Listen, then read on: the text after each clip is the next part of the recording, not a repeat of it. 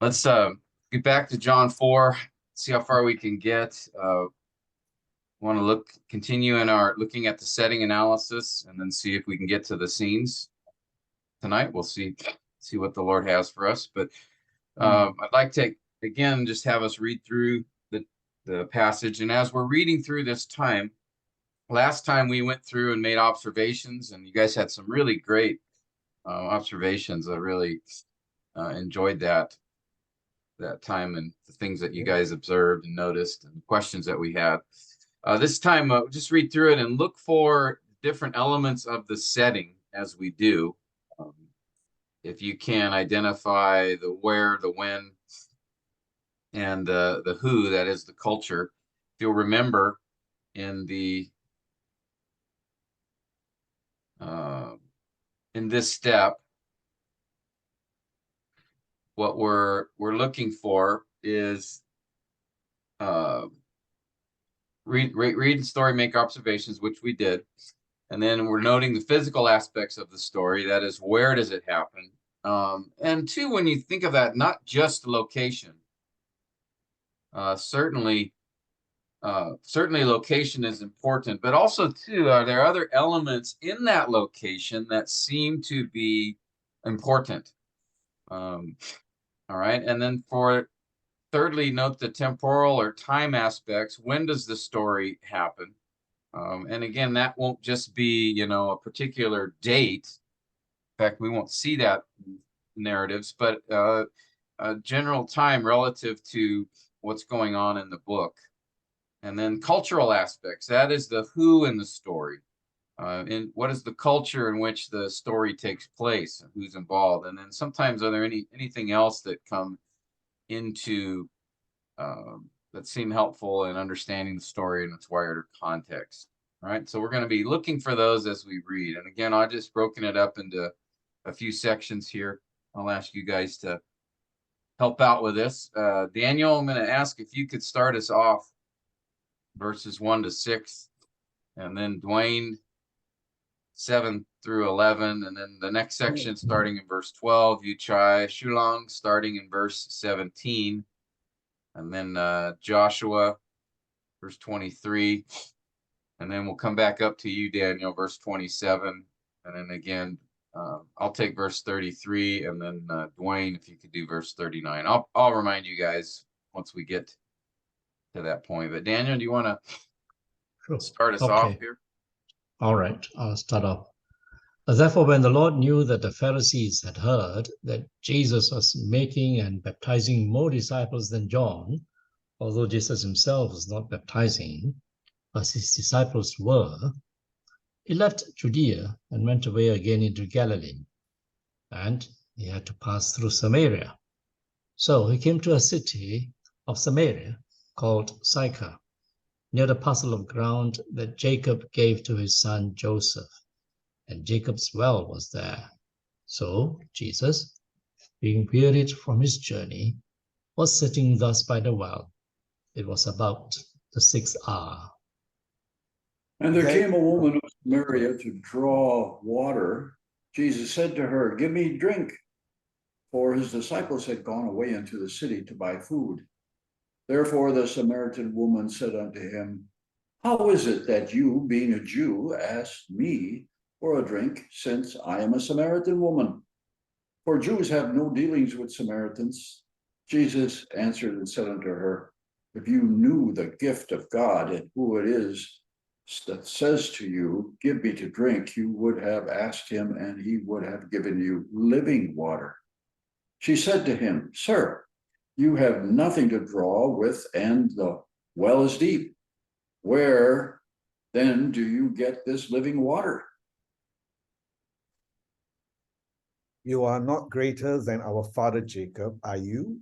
Who gave us the well and drank of it himself and his sons and his cattle?" Jesus answered and said to her, "Everyone who drinks of this water will thirst again, but whoever drinks of the water that I will give him shall never thirst. But the water that I give him will become in him a well of water springing up to eternal life." The woman said to him, "Sir, give me this water, so I will not be thirsty, nor come all the way here to draw. He said to her, Go, call your husband and come here. The woman answered and said, I have no husband. Jesus said to her, You have correctly said, I have no husband, for you have had 5 husbands, and the one whom you now have is not your husband. This you have said truly. The woman said to him, Sir, I perceive that you are a prophet. Our fathers worshipped in this mountain, and your people say that in Jerusalem is the place where men ought to worship. Jesus said to her, Woman, believe me, an hour is coming when neither in this mountain nor in Jerusalem will you worship the Father. You worship what you do not know. We worship what we know, for salvation is from the Jews.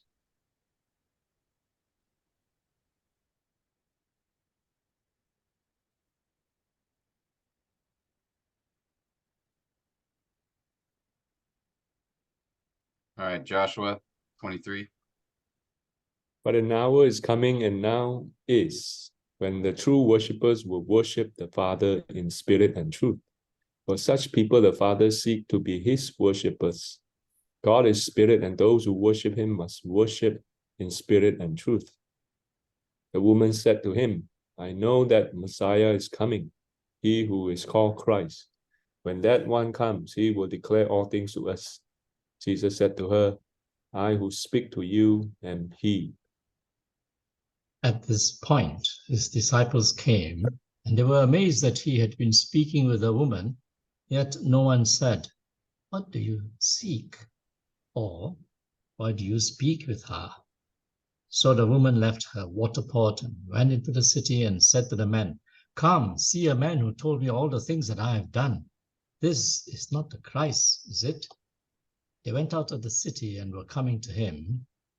Meanwhile, the disciples were urging him, saying, Rabbi, eat. But he said to them, I have food to eat that you do not know about. So the disciples were saying one to another, No one brought him anything to eat, did he? Jesus said unto them, My food is to do the will of him who sent me and to accomplish his work. Do you not say there are yet 4 months, and then comes the harvest? Behold, I say unto you, lift up your eyes and look. Look on the fields, for they are white and ready for harvest. Already he who reaps is receiving wages and is gathering fruit for eternal life, so that he who sows and he who reaps may rejoice together. For in this case, the saying is true, one sows, another reaps. I send you to reap for that which you have not labored. Others have labored, and you have entered into their labor.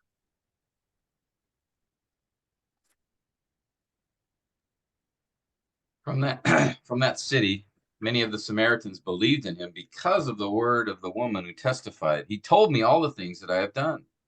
So when the Samaritans came to Jesus, they were asking him to stay with them, and he stayed there 2 days. Many more believed because of his word, and they were saying to the woman, It is no longer because of what you said that we believe, for we have heard for ourselves and know that this one is indeed the Savior of the world.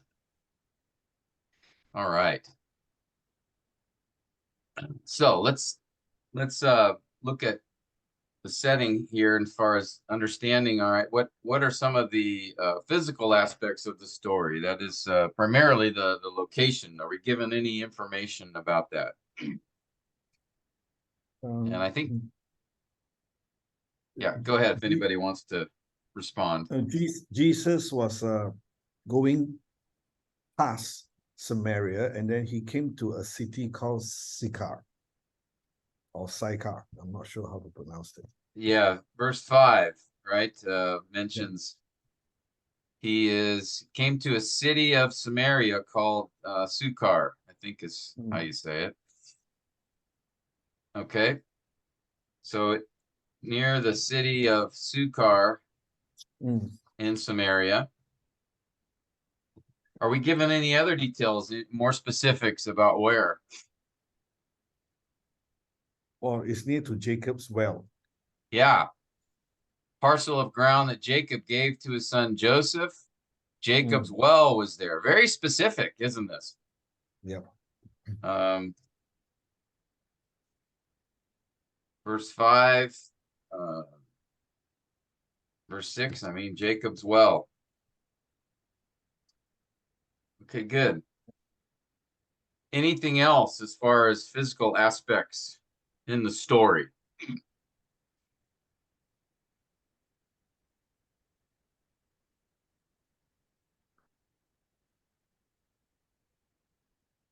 One thing we'd like to do at this point is, okay, do we know this city Sukkar, is it mentioned anywhere else in the Bible? What do we know about this place? Then what do we know about this parcel of ground that Jacob gave to Joseph? Do we have any information about that elsewhere in the scripture? And then Jacob's well, of course. So one thing that I like to do then is try to see if there's any other verses in the Bible that can give us some insight as to where this is.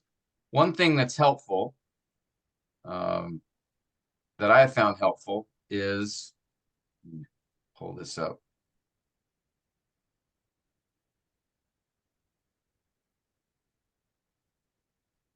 All right, you guys can see this. I've got Bible Hub up. Can you guys see that on your screen there?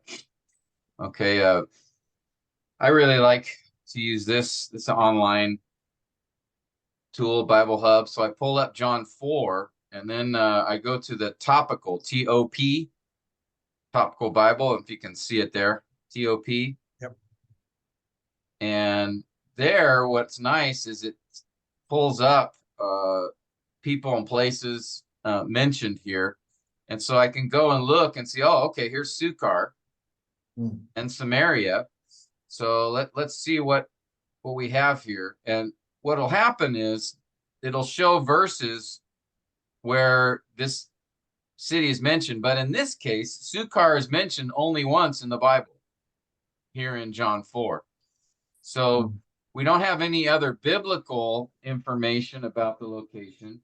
Certainly you can read through and see what they say. There's a map here. And again, we're just reminded that if it's something in the Bible, we can be 100% certain that it's accurate.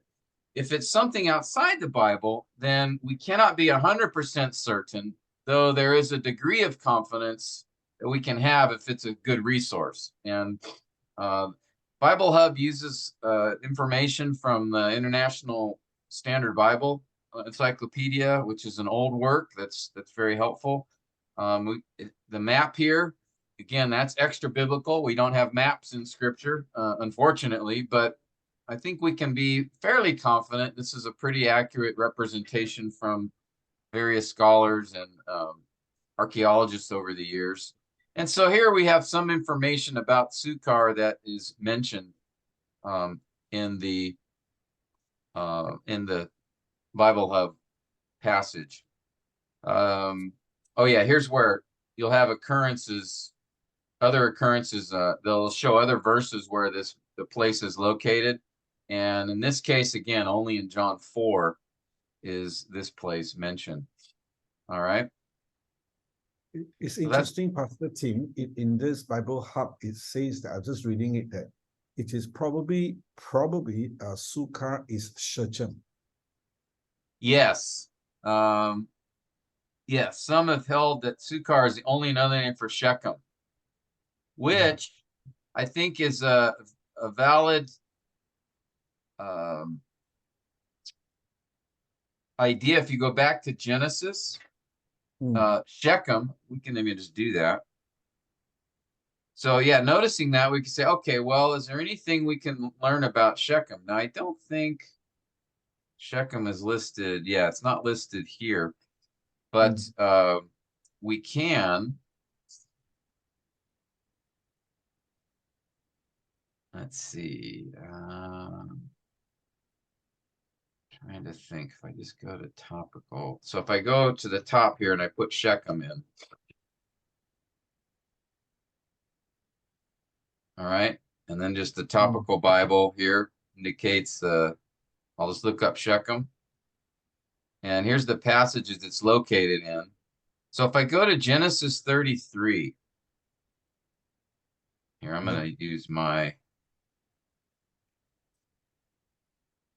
And as you read through Genesis 33, you find this is where Jacob camped. Yep. So it's connected to Jacob. He bought a portion of the field where he pitched his tent, Shechem, from Shechem's father. And this could be, again, Jacob's mentioned here. It's a place Jacob owned. And again, in John 4, it talks about land that Jacob gave to his son Joseph. And so certainly this is a good possibility. And we know that this Shechem was near the base of Mount Gerizim, which is the mountain where the Samaritans put a temple. All right, which it comes up later in John 4, doesn't it? So anyway, if you do a little investigation, you can sort of get an idea of a likely location. And again, if we go back to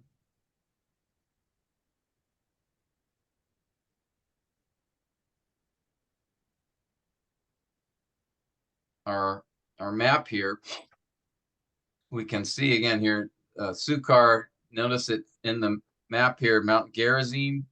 It's located right here. Yep. And so this is in line of sight of that. Sorry, Chai, did you have a?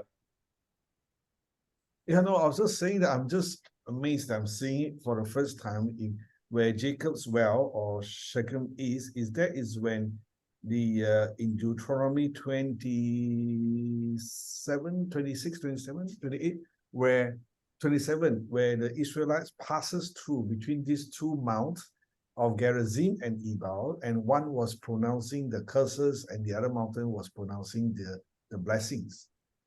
Yeah.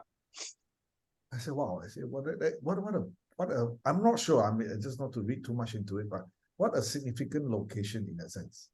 Yes. Yeah, and I think, yeah, it was a significant location. Jacob's well was really a sacred site there. And so when Jesus talks about, when he says that he has a living water, and she goes, "You're not greater than our father Jacob, who dug this well here. Can you do better?" It's kind of the idea.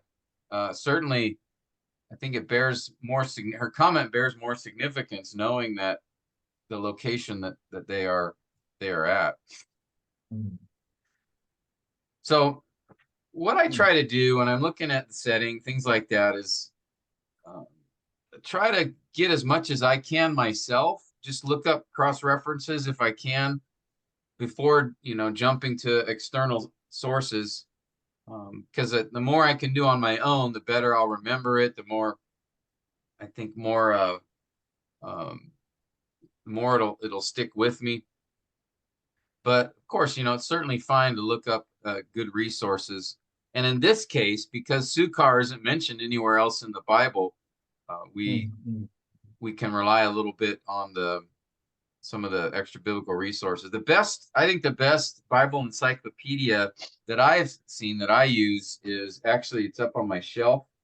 I don't know if you can see where those 5 volumes there are the Zondervan Pictorial Encyclopedia.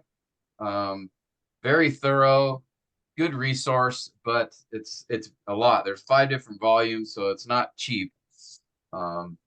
I got a good deal on it many years ago, but I found that to be the most thorough. But you could also, there's other Bible software. There's a couple of good sites online. Bible Hub, that's very good. And then ISBE is another international standard Bible encyclopedia. Is an older work, it's about, I think, over 100 years old, or close to 100 years old now.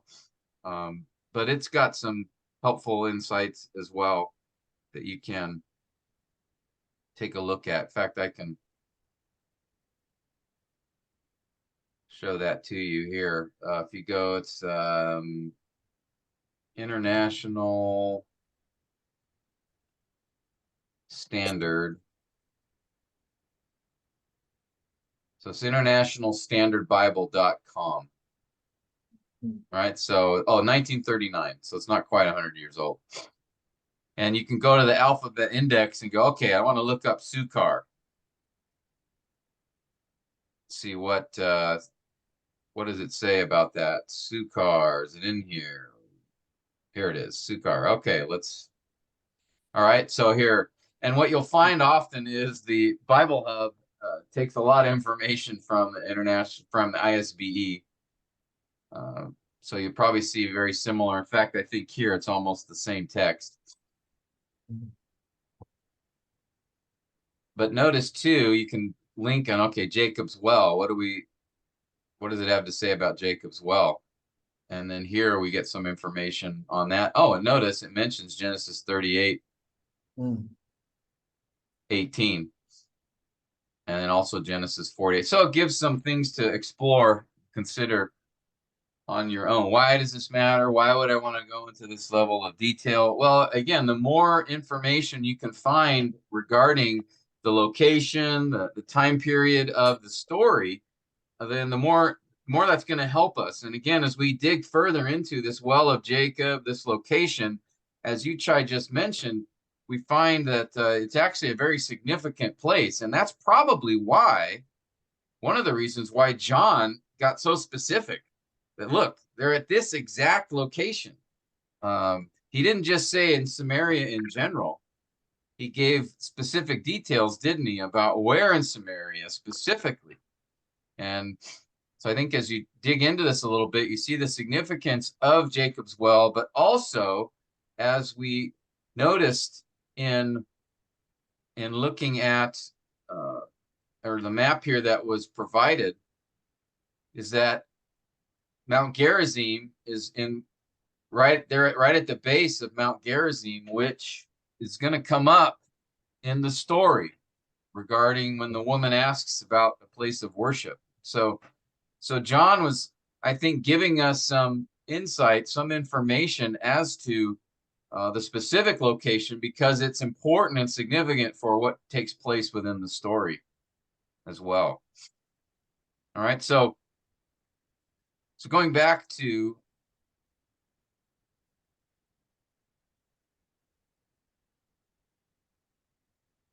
physical aspects, anything else pop up to you guys before we look at the temporal time aspects? Anything else? Maybe verse 6, Jesus was actually sitting by the well. So, I mean, again, you can't get any more precise as far as where Jesus is. This is like better than GPS. I mean, this is telling us the exact place that his body was, right at the well. And certainly in John's day, they would know exactly the location. We're removed by a couple of thousand years and lots of dirt that's piled up around it. But John's original audience would have no misunderstanding about where Jesus was exactly. Okay, anything else before we look at the next? Well, the well was deep, and I think I read somewhere that it was full of rubble, and they dug it out or cleaned it out down to about 90 feet. And the water is nice. It is actually drinkable, I guess. I don't remember. I don't think I did drink out of an open well, but maybe to them. We actually drank out of a well in Pompeii. Remember the city that was covered by volcano back in 90 AD? Actually, not long, right around the time John was writing. And they've uncovered a huge, large part of the city there. And actually they found these wells, these hand dug wells, all around the city. And so in the same way, they've excavated some of them, and they're actually functioning wells. So we were a little more foolish, Dwayne. We went ahead and drank some of the water out of the well, but it was quite refreshing. My grandfather, I lived with my grandparents for a number of years, and he had actually had a hand dug well on his property in California. It was 60 feet deep, and it was quite amazing. There was a lot of water that came out of it for many years, but they dug it with their own shovels and did that. So yeah, a 90-foot well being dug that'd be a pretty significant depth for hand dug. So you can see why, right? When she says, "You're not greater than our father Jacob," how can you dig down, that far? So it's interesting. Is it a running well now, Dwayne? Still, or? Well, I just read that somewhere, and I remember that it had been filled. They'd opened it up, and I'm not sure what. Now the well itself is 90 feet, but I'm not sure where it is to the water. I don't think the water is that far down. Yeah, I think it's 80 to 90 years. Dwayne is quite right, and it seems if they assume that is the well. It seems according to those who have gone to Israel, they take you there, and then they let down a candle. And from there you can see how deep it is. Actually, it goes down to about 80 to 90 feet. You can see the light of the candle down there. wow. So they measure it by the rope that they put down. I think there's no water. I didn't hear about the water being mentioned. Interesting. Mm. Okay. So let's keep going here. Let's consider now the time aspects of the story. Is there anything here that indicates when this story took place? Obviously, 6 hour. What's that? Yeah, there's specific 6 hour. Specific. Where's that again mentioned? 6 hour was there it is. it was mentioned at verse 6. Yeah, verse 6 hour. That's high noon. Yeah, and we'd have to do a little bit of study to tell us that It's actually is high noon. Yeah.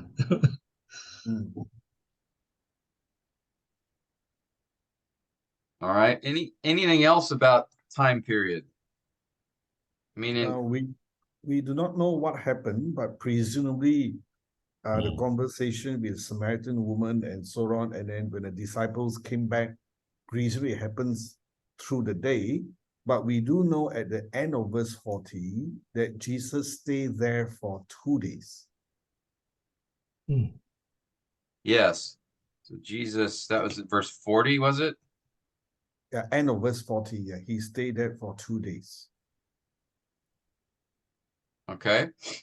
Do we have a general sense of when this story took place?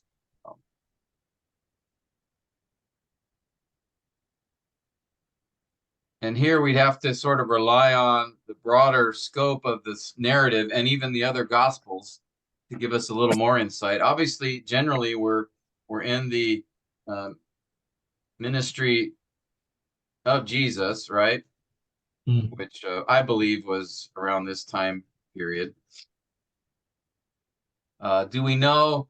We're told in Luke 3, right, that this Jesus's ministry began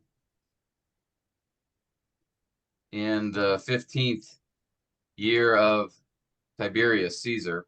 So that's a pretty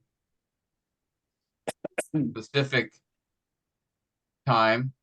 But when does John 4 occur? So we have the broad sense. Okay, we're around this time period in history. Do we have any insight, just kind of looking at the other gospels, when this took place? Was it before or after his initial ministry in Judea?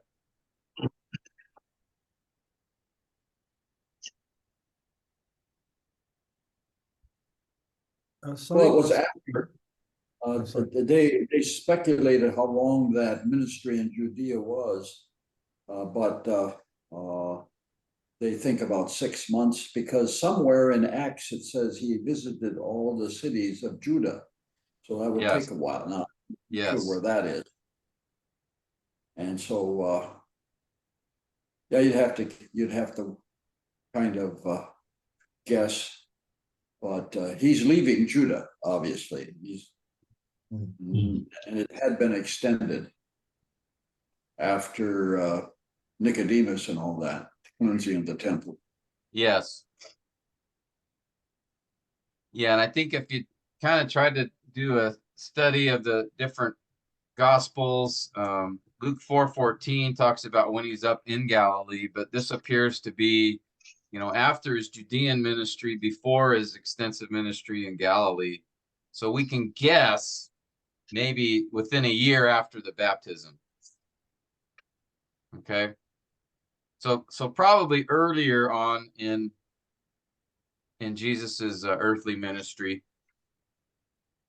but we have a general idea. But what's significant is the author mentions the specific time in which this took place. And notice it says here that he left Judea, went away again into Galilee. So that's giving us a reference to potentially to the time period here, but it doesn't say specifically early in Jesus' ministry or anything like that. You have to piece together the different gospel accounts to give some potential insight there. But I think this is probably a reasonable guess to win, because a lot more happens after. And John is not strictly chronological as Luke is, but generally speaking, he does follow a chronology, and he marks it by the celebrations of the Passover going through the book. Yeah, and John the Baptist was yet baptizing too, so it was fairly early. He hasn't yet been arrested yet. Yeah, good point. So notice it says he was baptizing more disciples than John. So John is not yet arrested. So yeah, that's a great observation. Yep. Pastor Tim, may I ask, Luke chapter 3, verse 1, is it referring to Jesus' ministry or John's ministry? Okay. I think it's John's ministry. Because John follows, but remember, Jesus is not very far after. Okay. Yeah, this is I'm sorry if I misstated.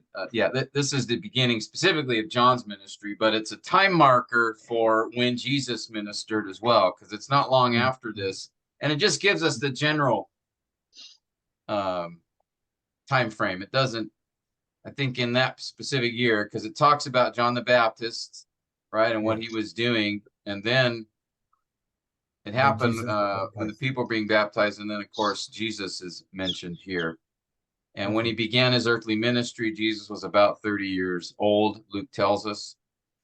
So the assumption here is that John has not been ministering for years and years before Jesus shows up, but it just gives us a timestamp relative to history as to when John the Baptist began, and then of course Jesus, would be in that very close in proximity and time to that. But yeah, thanks for that clarification. This is specifically when John the Baptist began his ministry. Was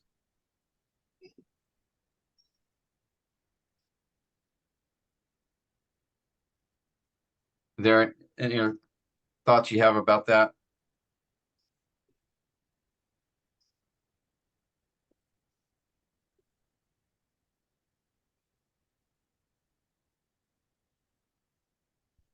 Okay. Good. Well, we have a general idea, but then again, more specifically, we know what time of day this occurs. John, the apostle, the author, chose to identify that specific date. There's one more time reference potentially in the story. If you go down to verse 35.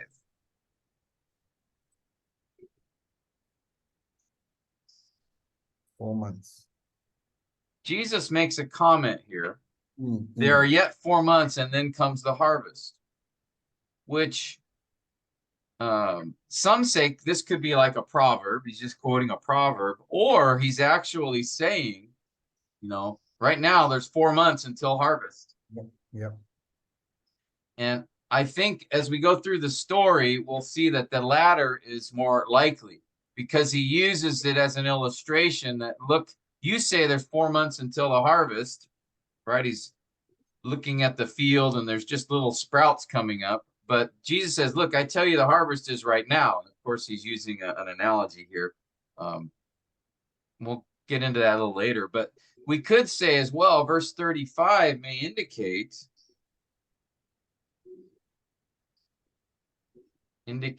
they are 4 months from the harvest, which again, this would have been then probably in the April or May time frame, if this is literal.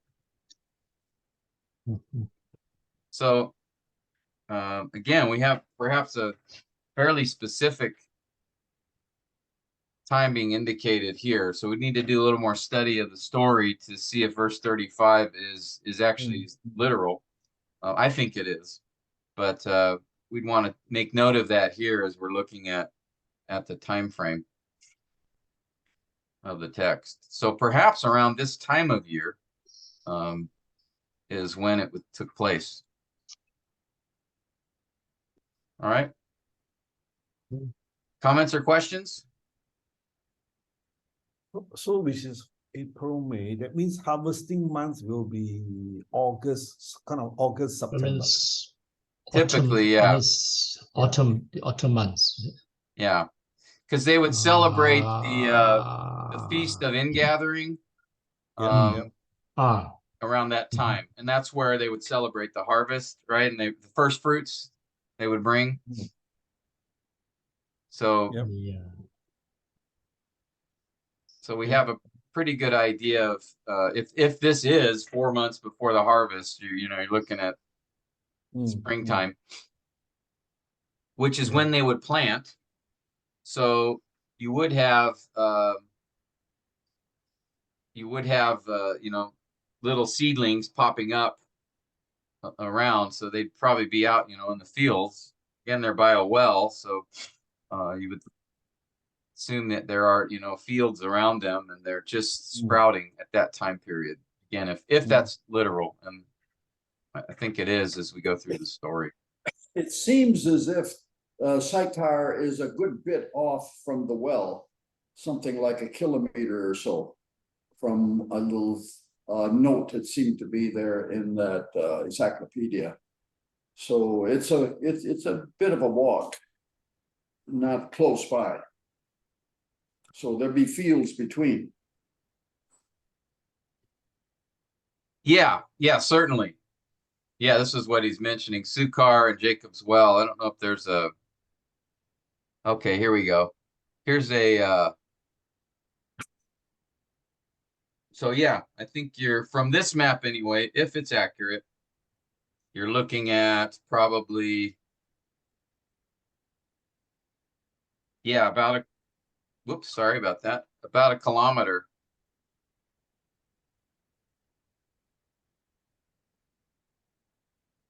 Distance there, something like that. Again, if they've got it accurately there, but we know it is some distance away, just because right, it says in the text the disciples went away into the city. So yeah, certainly they would have crossed some fields and such on the way. All right, good. Anything else? Yeah. I'm just reading verse 35, which it says, Lord says, do you not say 4 months more and then the harvest? So we are trying to put a timeline here that this could have occurred somewhere in April, May. So 4 months from there, as you say, it would be August, September. And then you see the next statement by the Lord is interesting. I tell you, open your eyes and look at the fields, they are ripe for harvest. Now, this would appear to, the second sentence would appear not to be literal in the sense that, because they are looking at the sprouting field, the green field still, with all the plants sprouting at that time. But yet the Lord says in the in his next breath, look, it's white for harvest. So what is he trying to say when physically they see a green field? But he wanted to point out to them, no, don't talk about 4 months. It's white for harvest. Is he trying to tell them something that there shouldn't be any delay in sharing the word and in speaking of him and telling others of the Savior? Well, I was reading, and it seems as if they're starting to come out of the city already, and they probably would have had white robes on, and they're starting to come. And so it's a good possibility he was referencing these people coming out of Sychar, heading up towards his way. That's a good possibility because I just don't think that this was later. But anyway, what it is, that was a possibility. So I'm trying to say that the next sentence is not a physical reference to the field. It's just trying to tell them that, yeah. So don't assume that you can wait, 4 months and then you and harvest the field spiritually in a sense. It's now, you got to do it now. It's already ripe for harvest. But of course, the physical field you can wait for 4 months and then you go and harvest the wheat or the corn, whatever it is. That's for you to fill up your stomachs. But you don't wait that long, because I'm here to do the Father's will, you have to do it immediately. I'm just wondering whether that was the message that Christ was trying to get through to his disciples. Well, that's a good question. That's something we'll have to explore as we get more familiar with the story. But yeah, I think as Jesus has done several times in this story, where he's taken a physical aspect and brought a spiritual significance to it, right? He did it with the water. He did it with the food. So now he appears to do it with the agriculture. Let's, as we go through the story, the scenes and the plot, I think it'll become more evident what he's doing here. He's obviously not interested in the physical harvest, as you said, because he says, look, 4 months till the harvest, but the harvest is right now. Yeah. So what did he mean by that? What's the significance? I think as we get more familiar with the story and really as the scenes unfold and what's going on here, I think it'll become more clear. That's a great question. What I want to do here in the time we have remaining is have us move on to the cultural elements of the story, because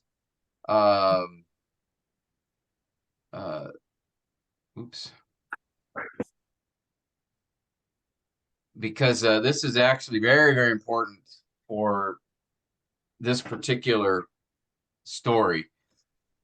And one of the things we want to first consider is sometimes the author will point out some cultural elements, cultural issues or practices that we want to pay attention to. So in this story, does the author give us any insight into some cultural issue?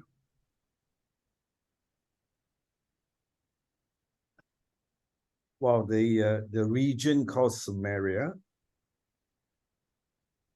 which from the Old Testament background is the Jews look at the Samaritan as the what they call it, the mixed parentage, or they look down on the Samaritans basically. Yeah. And she's a woman. She's probably a woman looking for love in the wrong place, with 5 husbands and living with a man.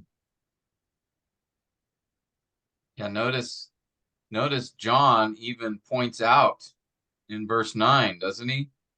He tells us, by the way, Jews have no dealings with Samaritans. And notice the repetition of Samaria, Samaritan, I think down here, Samaritans.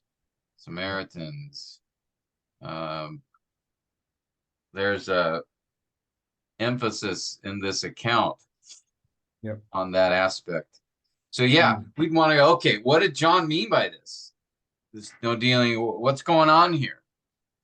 Yeah, and this is where we would need to understand the history here. So you, Chai, you started talking about a little bit. Can you want to share a little more on what do we know about who the Samaritans were and what their connection or relationship is with the Jews? No, can I just go back a bit, Pastor Tim? I find it sort of what's the word? Very illuminating by looking at the 2 characters in both in John chapter 3 and chapter 4. John chapter 3, the main character, of course, Jesus was talking to was Nicodemus. And here, John, and this, I want to go back to the purpose statement in John 20:31. And chapter 3 was Nicodemus, chapter 4 was this Samaritan woman. Nicodemus was named, this woman was unnamed. And he was an Orthodox Jew, and she is the unorthodox Samaritan. We'll come back to Samaritan in a short while. So you have a named person, unnamed person in this Samaritan woman, and he is a male, she's a female, he's an Orthodox Jew, she is an unorthodox Samaritan. He is a teacher, and we don't know about her, but we know that she is divorced, or she was divorced a few times over, and now living with a man. And what's interesting in the message in John chapter 3, the earlier part of John chapter 3, Jesus emphasized to Nicodemus, you must be born again, a decision of which Nicodemus cannot make for himself in a spiritual sense. And here, Jesus emphasized to the woman through the living water that it is a gift. So just to highlight the character, and then now I find how in this context between the 2 chapters, and then the significance of she is a Samaritan stands out so much more. Yeah, I think you bring up this, and this I would put under the other aspects of the story, the background that would be helpful in the setting, is to remember as we look at this story, right? This section begins with the first sign in John 2, right, with the wedding at Cana. And then this section ends with the second sign, right? It says that in the text, right? John 2, right after Jesus, that story in John 1 when he comes out of the wilderness, and they right there identify him as the Messiah. We kind of looked at that a little while back, and then he leaves there after those few days, and he goes up to Cana in Galilee, right? And that's where they had the wedding.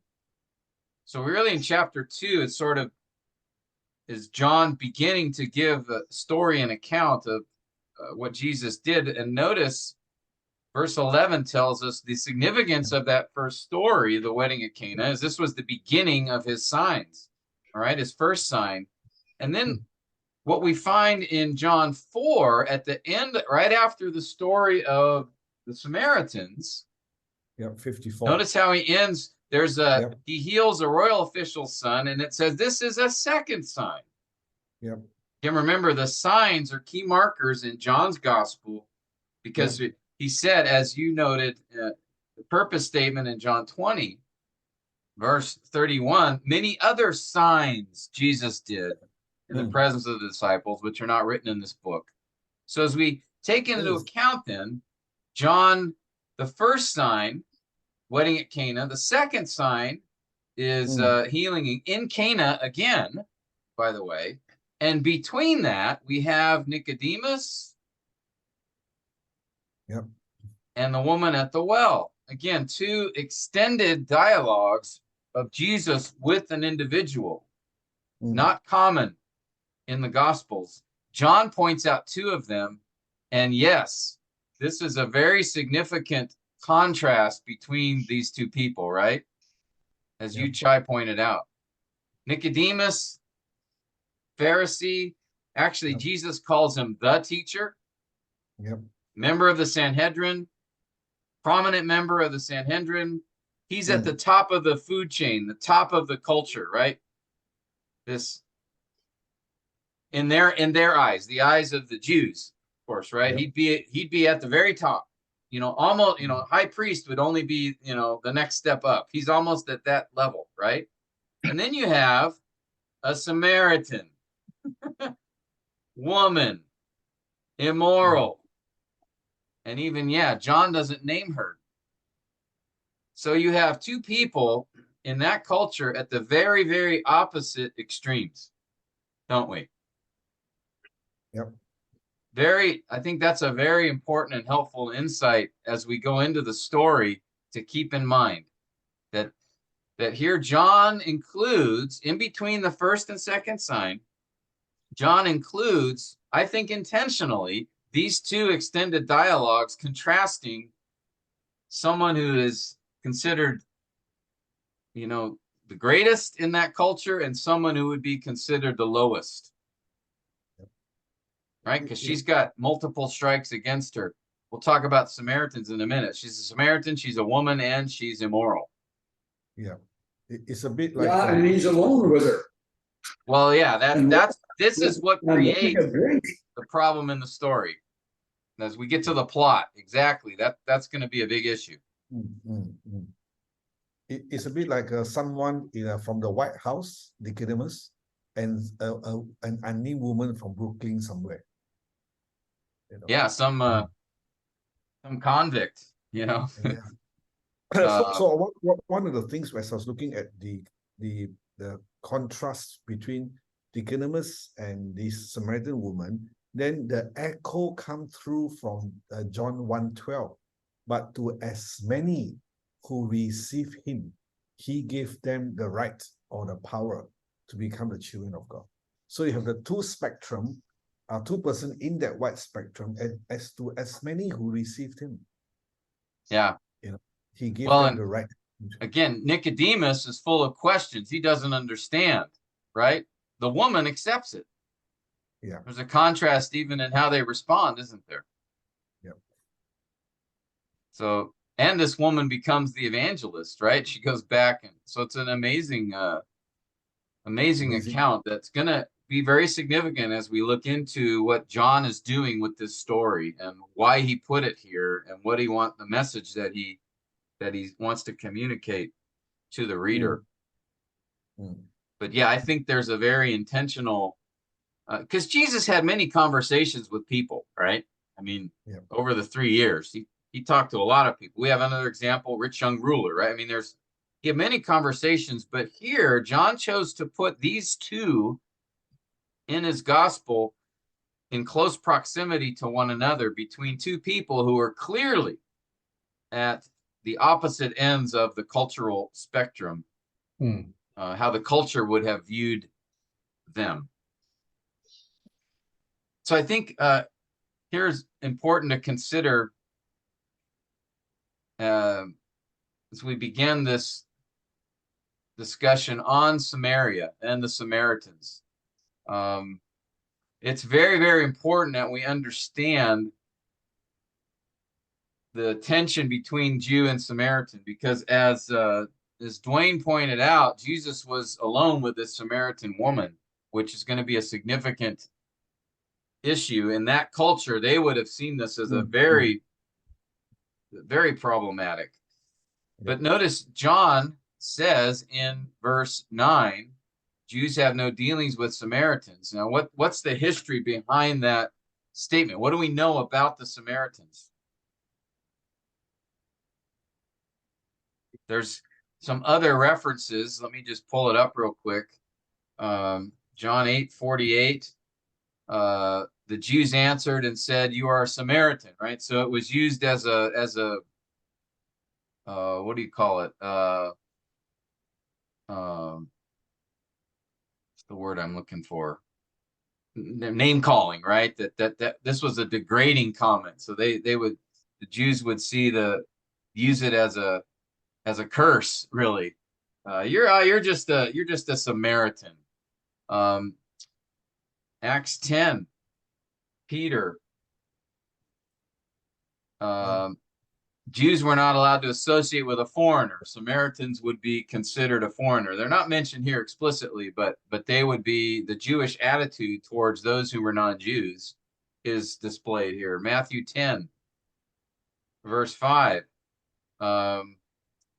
Jesus said, don't go into any city of the Samaritans or among the Gentiles. So they were considered non-Jew. They were outside the Jewish culture. And in fact, if you remember the practice of the Jews would shake their sandals. Notice here, Yep.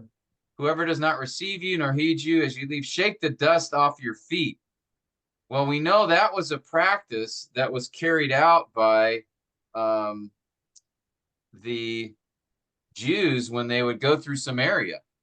If they had to do that, right when they left Samaria, they would shake the dust, the Samaritan soil off their feet, because it was considered unholy. Now, when did these Samaritans begin? Where did they come from? If I recall correctly, it is after Samaria was the capital of the Northern Kingdom. And then Yes. after the Assyrian captivity, they were all taken off. And then the remaining Jews in the city capital of Samaria and started intermarried with the Gentiles over there. And that went on from about 722 BC and so on. And then the Southern Kingdom consider those who Jews who intermarry with the Gentiles in Samaria as outcast. They are not the pure Jews, right? They kind of a mixed blood, and they do not consider as the real Jew in a sense. And then what happened is then the Samaritans around that maybe 600 BC and so on, and started to develop their own worship. And so that's how Mount Gerizim came about. And it's a bit like Daniel, who is the king in England that decided, I started the Church of England on my own. Thank you very much, Pope. You can keep your Roman Catholic to King yourself. Henry, yeah. King Henry. A bit like that. Eighth, is it? Yeah. Because he wanted to marry a commoner, you see. Yeah. Yeah. Yeah. No, that's a good summary. Yeah. 2 Kings 17 tells us, when the Assyrians took the 10 northern tribes, scattered much of them around the Assyrian Empire. It was a great strategy to prevent uprisings, right? If you take people out of their country, you bring foreigners and bring them into that area. So now you had Gentiles getting mixed in with Jews from the 10 northern kingdoms. So you had this intermarrying going on over the course of centuries. And then, in addition to that, if you remember in Ezra and Nehemiah, the people of the land, the people beyond the river, those were the Samaritans who were trying to thwart the rebuilding of the temple, who were trying to thwart the Jews rebuilding the wall. So there was this tension between the Samaritans, the people in Samaria, and the Jews. This is back, yeah, 2 Kings 17, when the northern tribes were taken. That was around 722 BC. Then around 520 and then 445, there was this tension being described. And then, yes, they built this temple in Mount Gerizim. And extra biblical information, if you remember the Apocrypha, the Maccabees, those two books actually describes the interaction as well. And it turns out that around 128 BC, again, this is extra biblical, but the Jews actually went and destroyed the temple in Mount Gerizim under John Hyrcanus. You know, when the Maccabean revolt took place, right after that, they got rid of, so that they didn't like each other. The Samaritans weren't too happy about that. And so then we come up to this particular account when Jesus is now there, and the racial tensions between those two cultures are very strong, to the extent that, right, the Jews see the Samaritans as a half-breed race. You know, if I wanted to curse you, I'd call you a Samaritan. You know, and so if I'm a Jew, and the Samaritans weren't exactly, you know, didn't exactly like the Jews either. So we've got this so for Jesus to be in Samaria, talking to a Samaritan, and then, as Dwayne said, on top of that, she's a woman, which we know from rabbinical writings, right, that women, you know, women were not considered, you know, the Jewish men did not consider women. Right, there's a prayer, right? I thank God that I'm not a Gentile, or that I'm not a woman, you know. So that was part of their Thank God that I'm not a woman. I thank thee, Lord, that I'm not a woman. Yeah. So you've got, you know, the big issue is Samaritans, because there's the racial tension, conflict between them. And then in addition, on top of that, of course, we have the issue that she's a woman and an immoral woman. And how, you know, we see many examples of the Pharisees and Jewish leaders condemning Jesus for even being around tax gatherers and sinners, right? So so these are the cultural aspects that are very, very important to understand when we come to this story, because it's going to connect into, I think, a key idea, a key point John will want us to see. But for now, we just want to take note of it, because John himself points out Jews have no dealings with Samaritans. So he wants to make sure, hey, you need to understand there's some cultural tension here. And of course, his Jewish audience would have totally understood that. They would probably be a little bit surprised Jesus is there, but his Gentile readers would not necessarily have understood those cultural tensions. So John brings it out. So again, this is something he thinks is important. So we need to pay attention to it as well in studying the account. So this if you ever spent time in India, you would really experience this, because they have the caste system, and that is a small part of it. The Baptists are at the bottom of the religious caste. Then the Brethren are even farther down than the Catholics, and the Anglicans are at the top of the heap. And they don't. There is no visiting another church that, of course, is not your caste. And they divide up the areas. You know, this belongs to the this bunch. You know, and that belongs to that bunch. And of course, then there is a separation between the men and the women. The women and the men never talk. That's just not. And then you have the Eurasians. Yet that is another whole group that nobody wants to have anything to do with. You know, that are offspring of British men. And so you really have a fragmented affair. And of course, as a foreigner walking in there, that's the first thing to tell you about, you know, not to offend anybody. You just stay to yourself, you know, and are very careful about it. So yeah, we really experienced it there, and no, it's a reality. Human beings are really funny.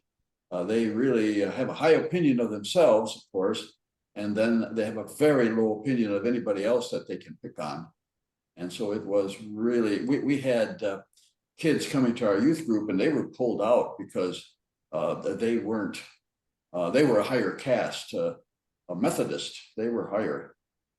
What a, you know, I mean, where in the world is there Christianity? Well, in India, it's hard to find. It's very hard to find. Yeah, you're right. It's an element that just in every culture, you've got, you know, one group or class, you know, exerting the authority, the power, and looking down on others. I mean, Pakistan is the same way, you know, for Christians. They're the lowest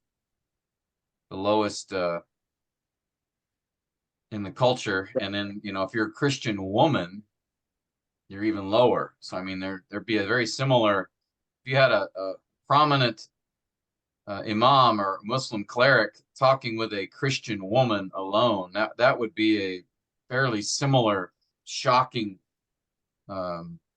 interaction amongst the majority of the culture. And that's what we have here. You know, the Jews would see this as a particularly disgraceful activity because one, she's a woman, two, she's an immoral woman, and three, and you know, even worse, she's a Samaritan. I was going to ask Pastor Tim, would it be right to note that the narrator's comment by John in the end of verse 9, for Jews have no dealings with Samaritans, and our observation of she is an unnamed Samaritan woman, she's immoral, and so on, are part of John's way of laying out the rising tension. Yep. Leading to, of course, it's not the typical way of narratives that, you know, someone is, the Pharisees are plotting to kill Jesus, not in that kind of sense, but it's the understanding of the cultural aspects of the narratives help us to see the rising tension in the plot. Yeah, no, that's good. I mean, that's exactly, I think, what when you're looking at a story, you want to identify a plot, you're looking for what's the problem in the story. And in this case, here's the problem. Jesus is talking with this woman, the Samaritan immoral woman. And so, and even the disciples' response in verse 27, right? It says that they were amazed. Jesus was talking with a woman. Yeah. So I think, yeah, in this case, the problem really surrounds the cultural prejudice. And so, yeah, when we get to plot, that's gonna come out. But yeah, good observation. So we have here the groundwork, the background of this story. We're told exactly the location. We're given a very specific time, and we're given insight from John as to the cultural issues surrounding this particular interaction. And all of these are going to feed into the plot of the story, what John wants us to see here. But before we get to the plot, we've got to do the next step, which is the scenes. And so next time we gather, Lord willing, let's break down the scenes of the story. And what I'd like, if you could do in the week, you know, the next few days before we meet again next week, is see if you can identify the scenes within this account. And again, remember, scene is a change in situation. So where there could be, as evidenced by a change in time, a change in location, or perhaps a change in the characters. Okay, so look to see as you go through the story. Yes, it takes place in one afternoon at one location, but see if it looks like there are different scenes within the story. See if you can find them, and then that will help us as we go through the scene analysis together next week. So for homework, try to identify the scenes within the story of John 4, okay? Okay. Okay. All right, very good. I love this story. It's got so much to it, and it really has a great message too. So, Yep. thank you so much for the input, insights. Any final comments or questions before we finish for the evening?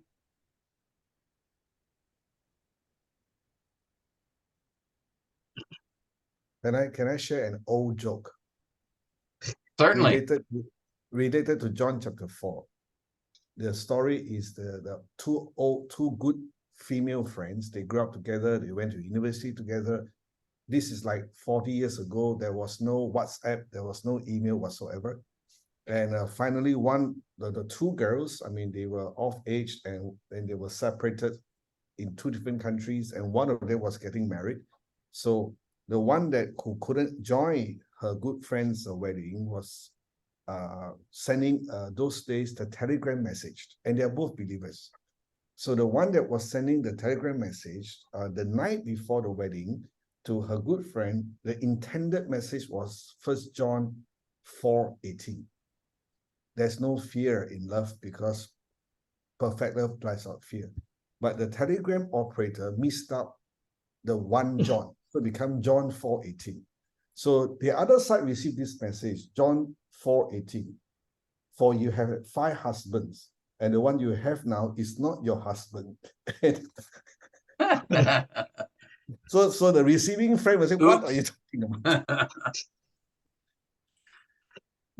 Well, God is sovereign, so apparently there's something. But that's not funny. That's not funny at all. Oh man.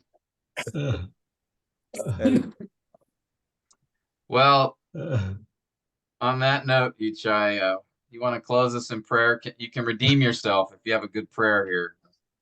thank you.